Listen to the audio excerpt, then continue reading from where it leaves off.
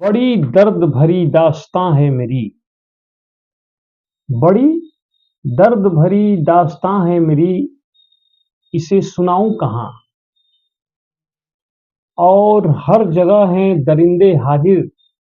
मैं खुद को बचाऊं कहाँ।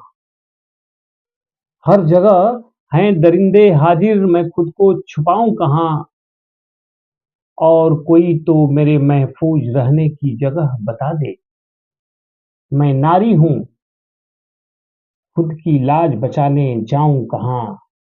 जाऊं कहाँ। नमस्कार, आदाब, सत श्री अकाल। मैं हूं समीर आयोग और आप देख रहे हैं रियल स्टोरी। आज की जो सच्ची घटना मैं आपको बताने जा रहा हूं, ये घटना है कोलकाता की। पश्चिम बंगाल में कोलकाता के आरजी कार मेडिकल कॉलेज की घटना है, जिसके सेमिनार हॉल में एक ट्रेनी डॉक्टर, जिसकी उम्र 31 साल थी, उसकी अर्धनग्न अवस्था में 9 अगस्त को 9 अगस्त 2024 को उसकी लाश मिलती है और उस मेडिकल कॉलेज में हाहाकार मच जाता है। उस मेडिकल कॉलेज की बात पुलिस को जाती है, पुलिस डिपार्टमेंट को पता चलती है। धीरे-धीरे और भी कॉलेज, मेडिकल कॉलेज और अस्पतालों को पता चलती है। धीरे-धीरे ये खबर पूरे देश में फैल जाती है। पूरे देश के जो जूनियर डॉक्टर्स हैं, वो हड़ताल पे बैठ जाते हैं, आंदोलन करना शुरू कर देते हैं। उसकी मांग करना शुरू कर देते हैं, अपनी सेफ्टी की मांग करना शुरू कर देते हैं। इस देश की जो सुप्रीम कोर्ट है, उसके मुख्य न्यायाधीश चंद्रचूड़ साहब इसका संज्ञान ले लेते हैं और इस पे सीबीआई जांच भी शुरू हो जाती है।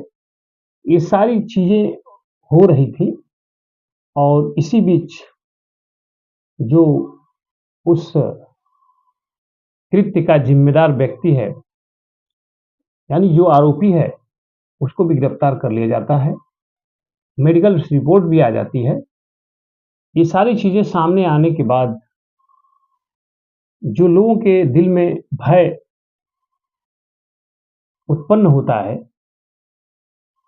कि जो भी डॉक्टर्स, जो महिला डॉक्टर्स हैं, वो ड्यूटी करने जाती हैं नाइट ड्यूटी, उनकी सेफ्टी का क्या गारंटी है। हम अपने समाज में बात करते हैं कि जब महिला पढ़ लिख करके सशक्त हो जाएगी, डॉक्टर बन जाएगी, इंजीनियर बन जाएगी, तो वो सशक्त होगी। लेकिन इस सशक्त महिला जो अपने आप में डॉक्टर हो रही थी, इसके साथ जब ऐसा अत्याचार हो सकता है, तो ये आम महिला के साथ क्या हो सकता है, ये सोच करके ये जो सारे डॉक्टर्स हैं, वो आंदोलन कर रहे हैं कि हमारी सेफ्टी की गारंटी ली जाए, हमारे लिए कुछ किया जाए। दोस्तों, ये घटना 8 अगस्त को ही हुई है, लेकिन ये 20 अगस्त तक काफी चर्चा में पड़ी हुई है, क्योंकि ये साधारण घटना नहीं है। सारे लोग रोड पे उतरे हुए हैं। इसकी जो गुनाहगार हैं, उनको सजा देने की मांग और प्लस अपने सेफ्टी की मांग कर रहे हैं। दरअसल ये घटना हुई थी 8 अगस्त को रात्रि। वो जो महिला ट्रेनी डॉक्टर थी, वो पीजी की सेकेंड ईयर की चेस्ट डिपार्टमेंट में छात्रा थी और वो ड्यूटी करके, नाइट ड्यूटी करके अपने माँ बाप से 11 बजे रात को बात करती है। उसके माता पिता से बताती है कि मैं ड्यूटी कर ली हूँ, अब मैं खाना खाऊंगी और सो जाऊंगी, आप लोग भी सो जाइए। माँ बाप ये सुन करके कि मेरी बेटी ठीक है, उसकी ड्यूटी कंप्लीट हो गई, अब वो सो जाएगी, उसको कोई दिक्कत नहीं है, वो लोग सो जाते हैं। लेकिन किसी को ये पता नहीं चल पाता है कि सुबह में जब उसकी लाश मिलती है, तो उसके साथ क्या हुआ। लेकिन उसके गले में एक ब्लूटूथ का जो वायर का टुकड़ा था, उस मिलने से जब पुलिस को ये चीज़ मिलती है, तो वो ब्लूटूथ जो कनेक्ट कराया जाता है, वो ब्लूटूथ के ज़रिए ही संजय राय के व्यक्ति से ये ब्लूटूथ कनेक्ट हो जाता है उसकी मोबाइल से। सारे डिपार्टमेंट्स जो भी वहाँ के मेडिकल कॉलेज के लोग काम करने वाले थे, वो सारे लोगों की मोबाइल और ब्लूटूथ सब जब्त कर लिए पुलिस ने। लेकिन ये ब्लूटूथ जब इससे कनेक्ट हो जाता है, तो संजय राय को बुलाया जाता है और उसको हिरासत में लिया जाता है। उससे पूछताछ के द्वारा ये पता चलता है, वो स्वीकार करता है कि हाँ, मैंने ऐसा किया है। उसका बैकग्राउंड खंगालने के बाद पता चलता है कि वो पहले पुलिस में था, लेकिन अब सिक्योरिटी का काम करता है। इसी अस्पताल में उसकी ड्यूटी है।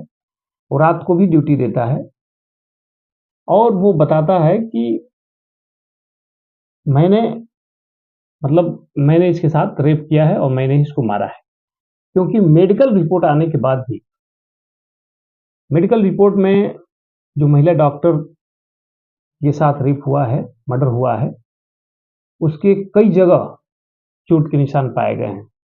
यानी नाक, मुँह, सर, चेस्ट, प्राइवेट पार्ट्स, इन सब जगहों पे उसके साथ हमला किया गया है, ज़बरदस्ती की गई है और उसके साथ मारपीट की गई है। लेकिन मेडिकल रिपोर्ट में ही जो बात सामने आई है मेडिकल द्वारा, कि जो उस महिला के प्राइवेट पार्ट्स से या और भी जगह से जो सीमन प्राप्त किए गए हैं, सीमन के जो मिले हैं, उनकी मात्रा काफ़ी ज़्यादा है। वो एक व्यक्ति की नहीं है, बल्कि उसमें और भी एक से ज़्यादा लोगों की है। ये मेडिकल डिपार्टमेंट भी ये शंका ज़ाहिर कर रहा है कि उसके साथ रेप नहीं बल्कि गैंग रेप किया गया है।